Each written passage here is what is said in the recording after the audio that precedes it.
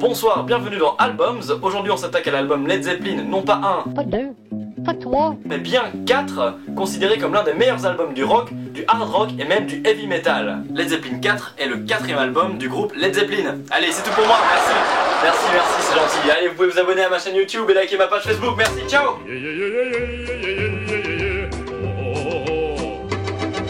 Sorti en 1971, c'est également le 10ème album le plus vendu de tous les temps et celui qui a permis à Led Zeppelin de se démarquer et de devenir une des icônes du rock et du hard rock. Le flouze qu'ils se sont fait avec cet album leur a permis de produire le film des Monty Python Sacré Graal, comme Genesis et Pink Floyd, mais ça je vous l'ai déjà dit dans l'épisode précédent. Leur album précédent, Led Zeppelin 3, oui c'est l'album qui vient juste après Led Zeppelin 2, qui lui-même vient juste après Led Zeppelin 1, avait été mal reçu par les critiques, même si la première chanson de l'album est une des plus connues du groupe.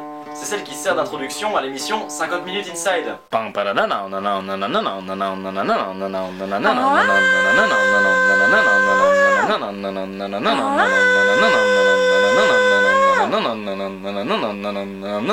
Jimmy Page doit être tellement fier. Bref, suite aux mauvaises critiques du 3ème album, Jimmy Page a décidé de ne pas donner de titre au 4ème album, puisque tout ça c'est superficiel, ce qui compte c'est vraiment la musique qu'il y a dessus. Et bien après, on peut se rendre compte qu'il avait bien raison, puisque l'album est devenu ce qu'il est, même sans titre. Et c'est avec Led Zeppelin 4 que le groupe décide d'attribuer un symbole à chaque membre.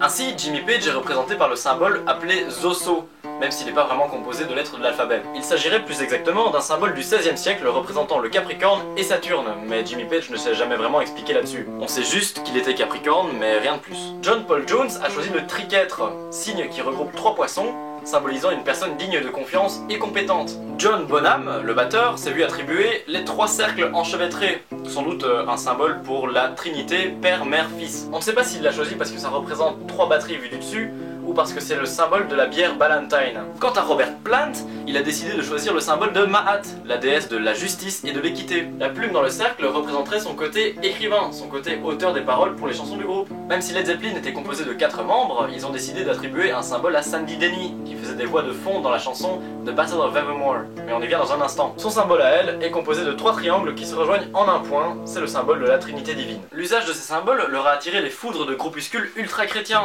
qui y voyaient des symboles sataniques.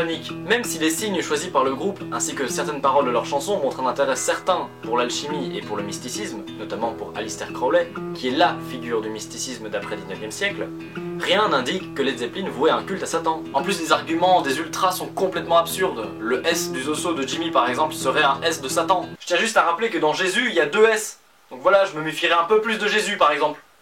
Voilà.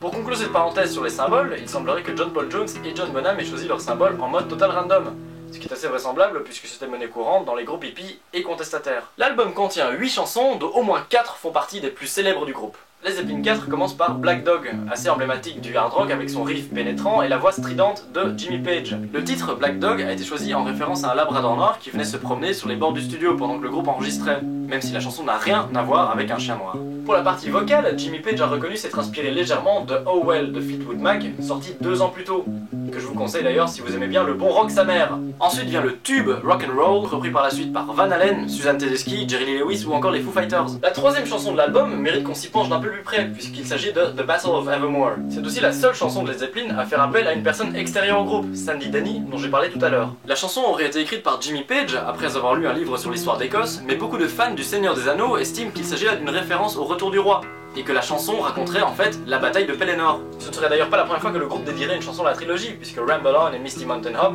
y sont des références directes. En effet, Robert Plant était un énorme fan de l'œuvre de Tolkien, ce qui vaudra l'apparition de Led Zeppelin dans le premier épisode de la 5ème saison d'Epic Rap Battle of History, quand George Martin affronte Tolkien. Mais le problème avec The Battle of Evermore, c'est que peu d'arguments tiennent la route. Même si on parle d'un anneau et que certaines descriptions font inévitablement penser à la bataille de Pelennor, il y a les Anges d'Avalon qui n'ont rien à voir avec l'univers de Tolkien. Rien n'empêche que Led Zeppelin ait pu créer un univers imaginaire totalement personnel, sans que ce soit forcément rattaché à Tolkien. On retiendra malgré tout le riff de mandoline, qui rompt un petit peu avec le côté hard rock de l'album. Hey, salut Jimmy, tu fais quoi de beau? Moi je fais juste de la mandoline dans un groupe de heavy metal, et toi? Moi je fais du triangle dans un groupe de trap hardcore. Allez, ciao! La chanson suivante est la plus connue du groupe, puisqu'il s'agit de Stairway to Heaven, qui est non seulement connue pour son intro,